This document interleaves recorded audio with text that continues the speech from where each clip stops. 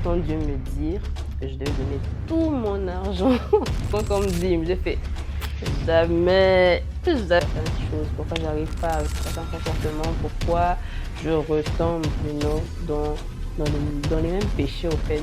Franchement, ça commençait à vraiment me dégoûter. J'étais là genre, mais why? Et là, il me dit au fait, c'est parce que tu ne m'as pas accepté comme ton Seigneur. J'étais là genre.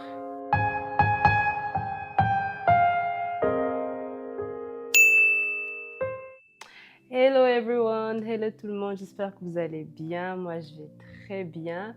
Tout d'abord, je tiens à tous vous remercier pour l'amour, le soutien, les encouragements que vous m'avez donnés lors de ma dernière vidéo. Franchement, je m'y attendais vraiment pas. J'étais vraiment très surprise de voir les nombres des personnes qui ont partagé, les personnes qui m'ont envoyé des messages d'encouragement. Franchement, je m'y attendais vraiment pas. Alors vraiment, je tiens à vous remercier. Merci beaucoup pour tout. Et aussi pour ceux qui se sont abonnés à ma chaîne, en tout cas encore un grand merci. Et welcome back. Et pour ceux-là qui ne me connaissent pas, qui n'ont pas vu la première vidéo, welcome, please, abonnez-vous sur ma chaîne.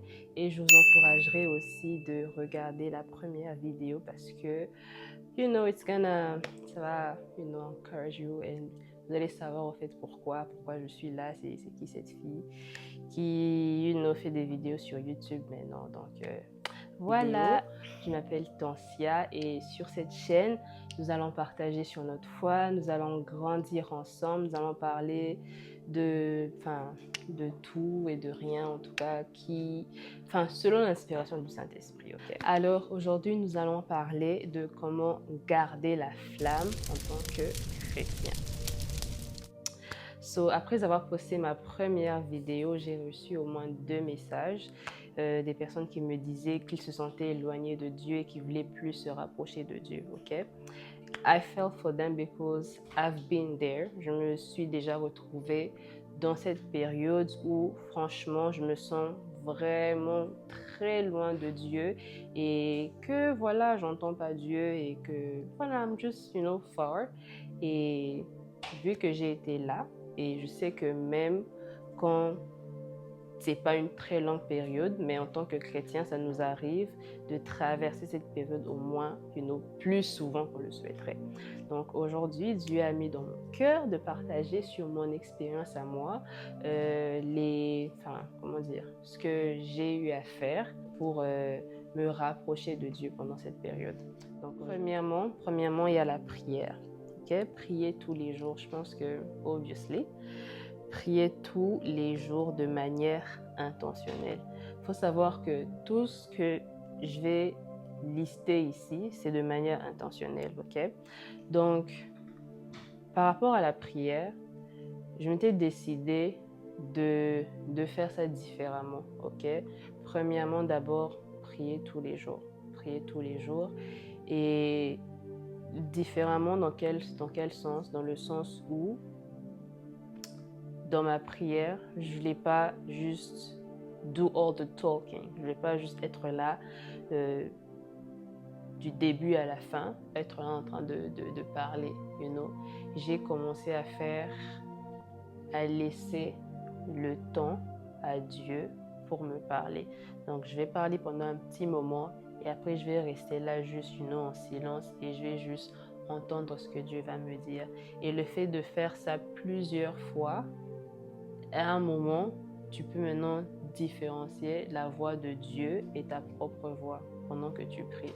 Et aussi dans la prière, j'ai commencé à plus parler en langue. Okay? J'ai commencé à plus parler en langue dans mes prières et ça a vraiment changé ma vie de prière. Je sais qu'il y a de ces personnes-là qui ne parlent pas encore en langue. Si c'est vraiment quelque chose que tu désires, Dieu va te donner. Dieu veut que tu parles en langue, ok? Parce qu'il sait que quand tu parles en langue, c'est l'Esprit Saint qui est en toi, qui prie pour toi. Donc, il ne peut pas te priver de cette chose-là. Donc, si tu désires vraiment le parler en langue, guess what? He's gonna give it to you, ok? Mon deuxième point, c'est méditer la Bible tous les jours, ok? Donc, on va pas se mentir. Moi, quand j'ai commencé ma marche, là, méditer la Bible, pour moi, c'était vraiment, boring. C'était vraiment, super boring parce que, premièrement, je comprenais rien. J'essayais de lire, je comprenais rien. It was boring, limite, je pouvais même m'endormir parce que je comprenais rien. Comme ça. Quand j'ai pris conscience que la Bible, au fait, c'est pas juste un livre que tu lis just for the sake of reading, it's the living word of God, ok, la parole vivante de Dieu. Donc quand j'ai pris conscience de cela, ça a changé au fait la manière dont j'approchais la Bible, parce que je me dis que tout ce qui est écrit pour une raison, ok. Et quand j'ai commencé à lire, j'ai commencé au début et tout, j'ai commencé Genèse, Exode, Lévitique. Quand je suis arrivée là, j'étais perdue. J'étais vraiment perdue, je comprenais rien. Je sais pas pourquoi c'était important. Il y avait des noms, tu connais pas les. Bref, on sacrifie les chèvres par-ci. Je comprenais absolument rien, tu vois. Et j'ai commencé à faire quoi? Quand je lis la Bible et que je comprends absolument rien de ce qui se passe dans ce verset, le carré, je comprends absolument rien de ce qui se passe dans ces versets, je vais sur Internet, je vais sur YouTube et tout. Il y a cette chaîne, je crois que ça s'appelle The Bible Project, okay? The Bible Project. Et là, ils expliquaient vraiment ce que ça voulait dire et j'ai compris au fait que, you know what? Ça représente au fait le sacrifice de Jésus dans le Nouveau Testament. Quand le prêtre, citait tous les péchés du village, enfin, justement du village, de ces personnes-là sur la chèvre, et qu'on envoyait la chèvre au désert pour que, je crois qu'elle meure, quelque chose comme ça. En tout cas, excusez-moi, je me rappelle plus trop bien, mais j'ai juste compris que, après avoir vu la vidéo In the Bible Project où ils expliquent, je me suis dit, ah ok, là en fait, c'était l'Ancien Testament. Tu vois comment c'était vraiment difficile d'abord d'approcher Dieu de un, parce qu'on n'avait pas la présence de Dieu en nous. Il y avait que des personnes dans une tribu spécifique qui pouvaient approcher Dieu de un. De deux, pour le pardon de péché, il fallait tuer des animaux and all that, tu vois. Et là, tu vois maintenant tu vois le rapport au fait avec le sacrifice de Jésus dans le Nouveau Testament, tu vois. Et là, tu te rends compte que, ok, ça a un sens. Ça a un sens, tu vois. Donc, lire la Bible de manière intentionnelle, ça m'a vraiment permis de me rapprocher de Dieu. Et à chaque fois que je ne comprenais pas quelque chose, je demandais aux gens autour de moi, des personnes qui sont vraiment beaucoup plus, plus avancées. Et soit, si je n'avais pas accès à ces personnes-là directement, je pouvais aller sur YouTube et tout. Il faut vraiment faire attention avec ça aussi. Il ne faut pas suivre n'importe qui. Donc, j'allais sur YouTube. Au moment de Bible Project Perfect, ils expliquent vraiment les choses de manière, facile. Et ça vous aide à comprendre. Donc, un autre point que j'aimerais soulever sur lire la Bible toi-même, c'est parce que très souvent, je remarque que nous, les chrétiens, ceux-là qui commencent, en tout cas, la marche avec Dieu, c'est que très souvent, je pense que, je ne sais pas si c'est la flemme ou c'est juste que parce qu'on ne comprend pas trop bien ou quoi que ce soit, on a tendance à plus aller sur YouTube, regarder les prédications, ou même les prédications sur TikTok et tout ça, genre, c'est bien, mais faudrait pas juste, rely on those preaching. Parce que là, c'est un peu comme si ces gens-là choisissaient au fait ce que tu dois nourrir, c'est avec quoi tu dois nourrir ton esprit, tu vois. C'est un peu comme si they're baby feeding you, tu vois. On te nourrit comme un enfant, tu vois. Alors que quand you get to read the Bible for yourself, you get to experience God for yourself. Tu vois, quand tu lis la Bible toi-même, tu vois, c'est là même que le Saint-Esprit peut te guider. Tu vois, il peut te donner, il y a peut-être un verset, ils comprennent ça de telle manière, mais toi, quand tu vas lire le verset toi-même, le Saint-Esprit va te parler d'autres choses. Donc, voilà pourquoi je pense que c'est vraiment super, très important de lire la Bible tous les jours, you know.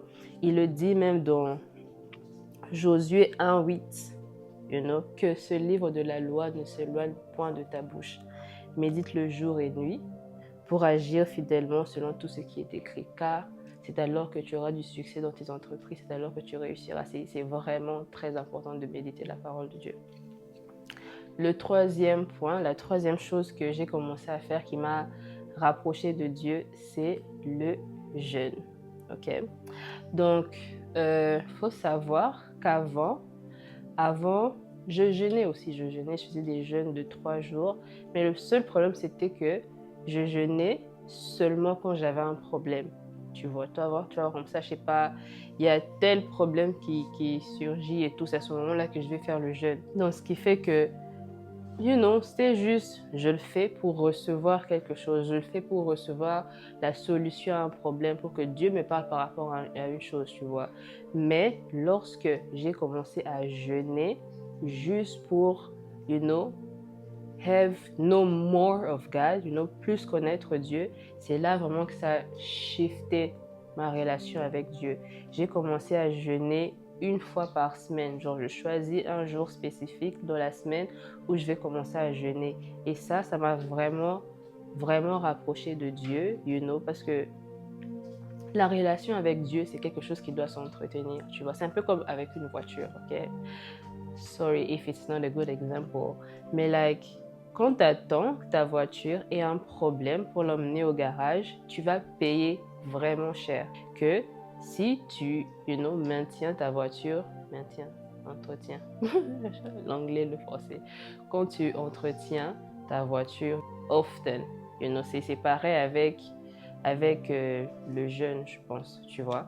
Like, si tu attends d'être au bas, tu vois, genre au plus bas pour commencer à jeûner, tu vas monter un tout petit peu, tu vois, après. Mais si tu es là, tu es déjà on fire et que tu jeûnes, tu seras, you know, it's gonna be more, tu vois.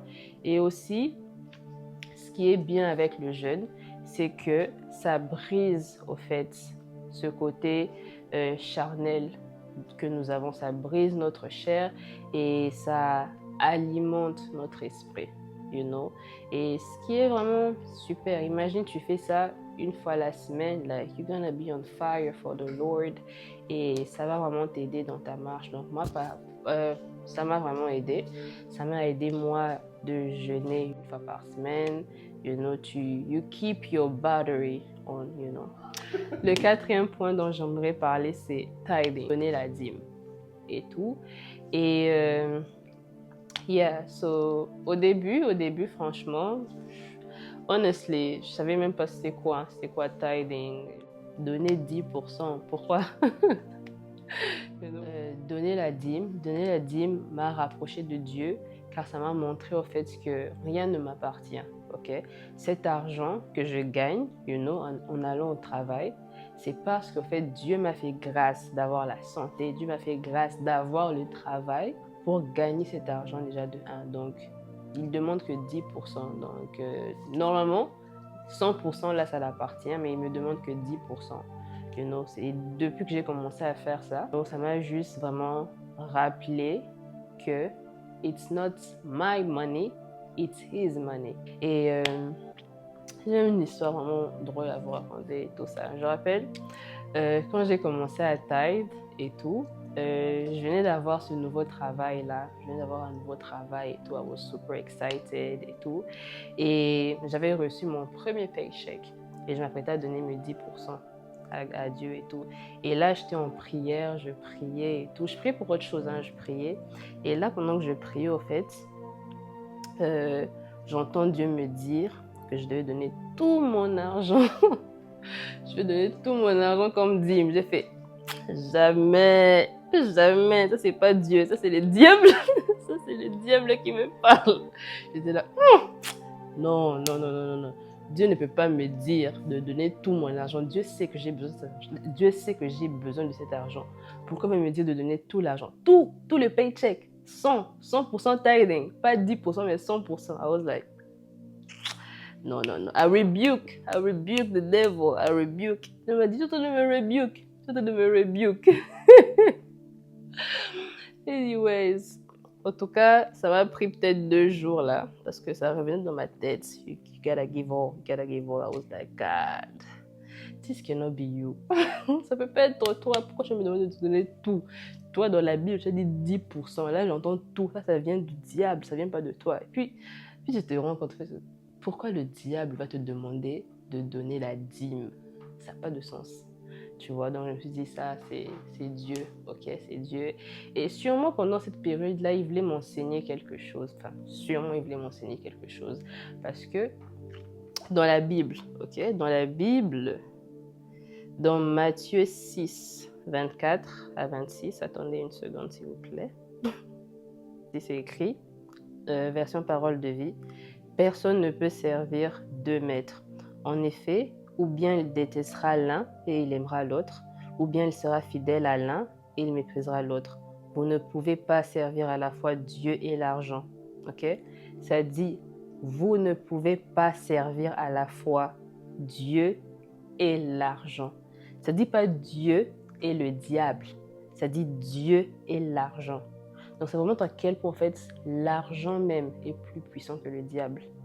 Tu vois? Donc at that time, I think Dieu voulait, au fait, je sais pas si je dois dire briser, parce que franchement, je pense que, bien sûr, personne sur cette terre ici va dire que, voilà, j'aime pas l'argent, quoi que ce soit. Mais moi, personnellement, je pense pas que je suis une personne matérialiste. C'est pour ça que, j'ai la soif, de l'argent, Mais je pense qu'en ce moment-là, peut-être, je sais pas, peut-être que c'était juste un test. Et tout. Donc, I don't know. J'ai gave the money, et yeah, en tout cas, j'ai fait ma paix avec. Et ça m'a appris au fait que cet argent ne m'appartenait pas, ça m'a jamais appartenu. Ça m'a juste appris que voilà, I'm just, a steward. I just need to have. Bref, God is entrusting me with his fund. I just need to be a steward, that's all. Le 5e point que j'aimerais partager, c'est la retraite personnelle. Ok? La retraite personnelle, dans le sens où tu vas en retraite by yourself, pas nécessairement avec ton église ou avec des amis, mais juste, Dieu et toi.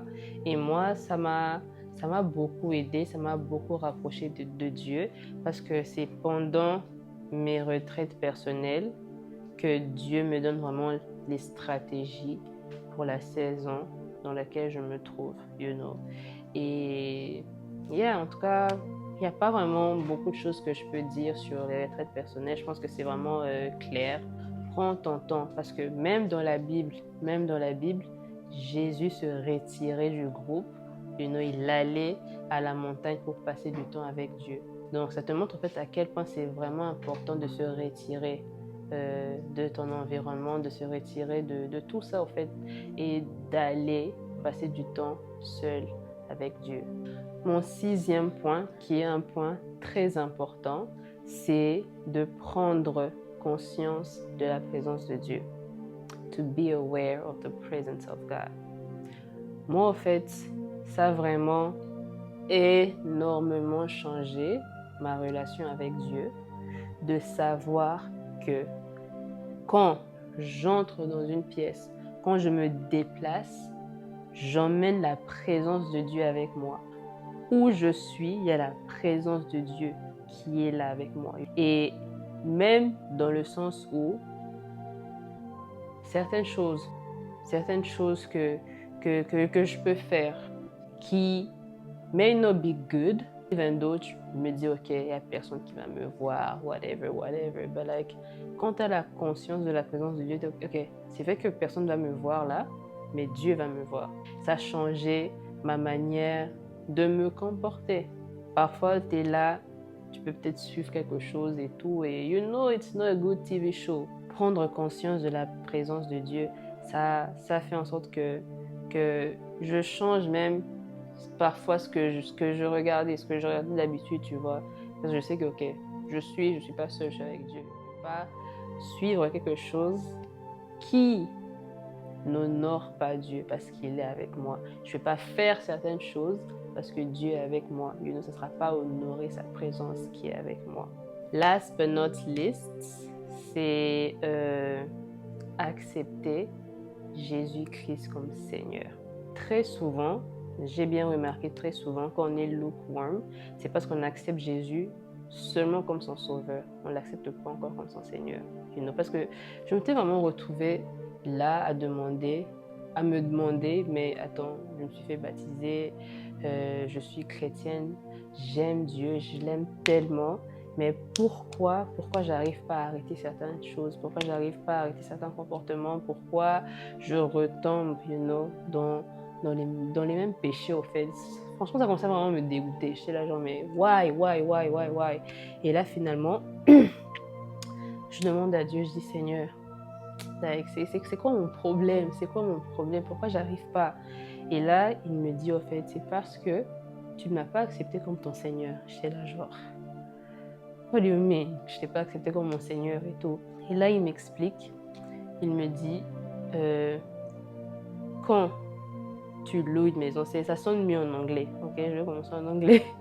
Il me dit, when you rent a house, alright, who is the owner of the house? I say it's the landlord. It's like, okay, so can you just change the painting in the house? No, I can't. Can you break the wall? I can't. Can you make any modification in the house without telling the landlord? I cannot. That's the same thing, ok? Donc, en français, il me dit, quand tu loues une maison, ok? Quand tu loues une maison, en fait, c'est qui le propriétaire? Le propriétaire de la maison. C'est le bailleur. C'est ça, non? Le bailleur. Et est-ce que tu peux modifier quoi que ce soit dans la maison sans pour autant demander la permission du propriétaire? Non. Tu vois? Le propriétaire is the landlord. Tu vois? Tu ne peux pas louer une maison et puis tu te mets à peindre à l'intérieur, à casser les murs, à changer, faire des modifications sans pour autant demander la permission du propriétaire. Il a dit, c'est ça, au fait, quand tu donnes ta vie à Dieu. Ta vie ne t'appartient plus. Ton corps ne t'appartient plus. Ton argent ne t'appartient plus. Tes relations ne t'appartiennent plus. Donc, tout ce que tu fais, avant de faire quoi que ce soit, tu dois demander la permission du landlord. Tu dois demander la permission du propriétaire. Ceux qui sont lukewarm, c'est ce qu'ils oublient. Ils oublient que, ok, c'est vrai, Jésus t'a sauvé, mais maintenant là, il n'est pas seulement ton sauveur, il est aussi ton Seigneur. Donc ta vie ne t'appartient plus, au fait. Voilà pourquoi on dit, you gotta die. Tu meurs, au fait. Tu meurs because you no longer live for yourself, you live for him. Alright? Et quand j'ai pris conscience de cela, que je l'ai accepté finalement comme mon Seigneur, ça a vraiment tout changé, au fait. Ça a changé everything. Ok? Voilà pourquoi j'ai mis ce point en dernier. Parce que pour que je jeûne, pour que je fasse, c'est la même chose. Pour que je jeûne, pour que je donne la dîme, pour que je commence à méditer la parole et commence à comprendre, pour que je prenne conscience, pour que j'aille en retraite, pour que je parte. Tout ça là, c'est parce qu'au fait, il est now mon Seigneur, que je suis en mesure de faire toutes ces choses. Donc voilà, les 7 points, les 7 choses qui m'ont aidé à rallumer la flamme. Les 7 choses qui m'ont aidé à me rapprocher de Dieu.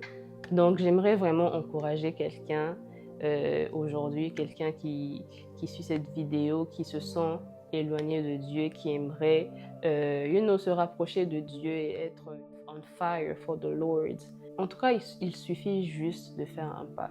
Il suffit juste de faire un pas, Dans Actes 17, 27 et tout, ça dit, Dieu a fait cela pour que les gens le cherchent. Même s'ils ont des difficultés pour le chercher, ils vont peut-être le trouver. Donc, même en tâtonnant, ok, même avec les difficultés, chercher, en tout cas chercher Dieu, ok? Il va se laisser trouver. Donc, même en tâtonnant, même en trébuchant avec les difficultés, n'arrêtez pas de chercher Dieu. Je sais que ça peut être vraiment très décourageant, quand tu fais 2 pas en avant, quand tu fais 3 pas en avant et puis 2 en arrière, tu as l'impression de ne pas avancer. Mais même comme cela, vas-y quand même. Continue de chercher, même en tâtonnant, fais le pas. Fais le pas. Toi, tu vas faire le pas, Dieu, lui, va courir vers toi. Très souvent, c'est parce qu'on réfléchit trop. Très souvent, c'est vraiment parce qu'on réfléchit trop. On se dit que c'est à nous de faire en sorte que la relation avec Dieu marche, au fait. Et quand tu vas juste dans sa présence, tu dis, Seigneur, t'es vraiment honnête. Moi, en tout cas, j'ai appris à être honnête avec Dieu. Ok? Quand j'arrive pas à faire un truc, je dis, Seigneur, regarde, moi, c'est ce que je veux. Moi, je vais passer du temps dans ta présence. Moi, je veux, je veux te connaître, ok? Je veux te connaître. Quand tu me regardes, quand tu me vois, tu dis, ah, attends, c'est ma fille bien-aimée, tu vois. Mais j'arrive pas, Seigneur. Et quand tu es honnête comme ça avec lui, tu dis, Seigneur, j'arrive pas, aide-moi. Tu vas voir que le Saint-Esprit va commencer à t'aider. Il va commencer à mettre ce désir en toi, ce désir de commencer à lire la parole, ce désir de commencer à vouloir comprendre la parole, le désir de passer du temps dans sa présence.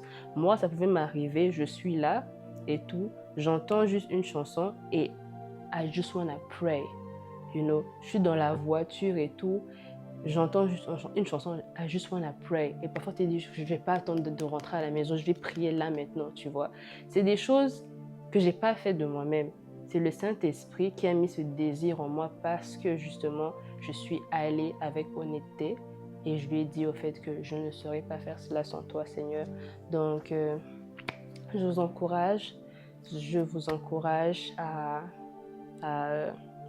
avancer et à surtout être honnête avec Dieu et de lui dire where you stand, de lui dire où vous vous trouvez et il va faire le reste. En tout cas, la relation avec Dieu là, c'est vraiment plus Dieu qui fait tout. C'est vraiment Dieu qui fait tout. Donc voilà la fin de notre vidéo. J'espère que cette vidéo va bénir beaucoup de personnes. En tout cas, moi, ça a été une bénédiction pour moi de partager cette expérience avec vous. Et voilà, que Dieu vous bénisse. N'hésitez pas à vous abonner sur ma chaîne. N'hésitez pas à liker, commenter, partager la vidéo. Partage-la avec, je sais pas, one friend qui est en train de traverser une période où elle se sent pas très proche de Dieu. So, yeah, share the video, comment et partagez vos témoignages. Donc, voilà, que Dieu vous bénisse. Je vous aime. Ciao, ciao!